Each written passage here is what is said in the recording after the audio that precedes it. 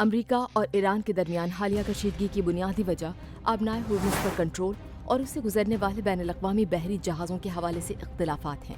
اسرائیل اور امریکا کے ساتھ جنگ کے دوران ایران نے صرف میزائل اور ڈرون حملوں پر اکتفا نہیں کیا، بلکہ عالمی توانائی کی ترسیل کی اہم گزرگاہ آبنائے ہرمز کو بھی بند کر دیا، جس سے عالمی منڈی میں تیل کی قیمتوں میں نمایاں اضافہ ہوا۔ جنگ بندی کے بعد ایران نے آبنائے ہرمز پر اپنے اثر و رسوخ کو ایک اہم تصوراتی کامیابی قرار دیا، جبکہ امریکا کا موقف تھا کہ یہ آبی گزرگاہ پہلے کی طرح بین الاقوامی جہاز رانی کے لیے آزاد ہونی چاہیے۔ تجزیہ کاروں کے مطابق اسی بنیادی اختلاف نے دونوں ممالک کے درمیان ایک بار پھر عسکری کشیدگی کو جنم دیا۔ کشیدگی کا آغاز کیسے ہوا؟ رپورٹ کے مطابق 6 جولائی کو ایران پر الزام عائد کیا گیا کہ اس نے اسلامی انقلابی گارڈ کور کی جانب سے مقررہ راستے سے ہٹ کر سفر کرنے والے کم از کم 3 تجارتی جہازوں کو نشانہ بنایا۔ اس کے جواب میں امریکا نے ایران کے جنوبی ساحلی علاقوں میں متعدد اہداف پر فضائی حملے کیے، جبکہ ایران نے خطے میں امریکی فوجی اڈوں پر میزائل اور ڈرون حملوں سے جوابی کارروائی کی۔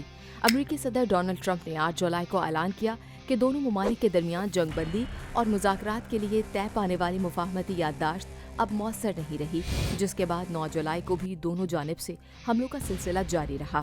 مفاہمتی یادداشت میں اختلاف کہاں ہے؟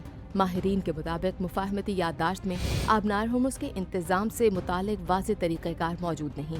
معاہدے کے تحت ایران کو بارودی سرنگیں صاف کرنے اور محفوظ بحری آمد و رفت یقینی بنانے کی ذمہ داری دی گئی، جبکہ ابتدائی 60 دن تک تجارتی جہازوں سے کوئی فیس وصول نہ کرنے کا بھی ذکر کیا گیا۔ معاہدے میں کہا گیا کہ ایران، عمان اور خلیجی ممالک مستقبل میں آبنائے ہرمز کے انتظام اور بحری خدمات کے طریقہ کار پر مشاورت کریں گے، جس کی دونوں فریق مختلف تشریح کر رہے ہیں۔ ایران کا موقف ہے کہ آبنائے ہرمز سے گزرنے والے جہازوں کو اس کے ساتھ رابطہ اور ہم آہنگی کرنا ہوگی، جبکہ امریکہ اس موقف کو مسترد کرتے ہوئے اسے بین الاقوامی آبی گزرگاہ قرار دیتا ہے۔ بات کرتے ہیں امریکہ اور ایران کے موقف کی۔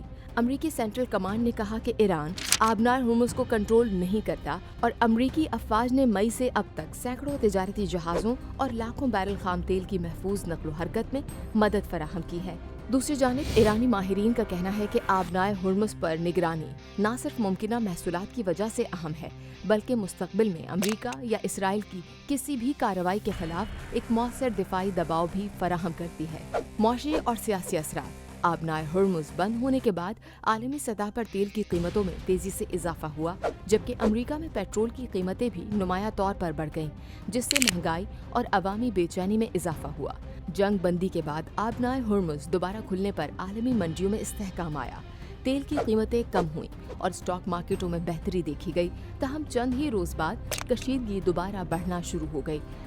ماہرین کے مطابق موجودہ مفاہمتی یادداشت صرف جنگ روکنے کا ایک فریم ورک تھا، مستقل امن کا معاہدہ نہیں۔